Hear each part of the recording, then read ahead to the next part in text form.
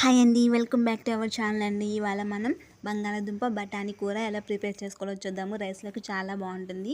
ఫస్ట్‌గా ఏంటంటే సోంపు, అలాగే లవంగాలు, టమోటా తీసుకొని ఫైన్ పేస్ట్ లాగా ప్రిపేర్ చేసుకోవాలి. తర్వాత ఏంటంటే ఇలా ప్రిపేర్ అయిపోయిన తర్వాత బాండీ పెట్టి ఆయిల్ వేసేసుకుని ఆనియన్స్ గోల్డెన్ బ్రౌన్ కలర్ వచ్చాక ఈ టమాటో ప్యూరీ అనేది అందులో వేసేసి పచ్చివాసన పోయేలాగా వేయించుకోవాలి. ఇప్పుడు అందులోనే అల్లం వెల్లుల్లి పేస్టు, కొంచెం ఉప్పు, పసుపు వేసేసి బాగా మగ్గించుకోవాలి.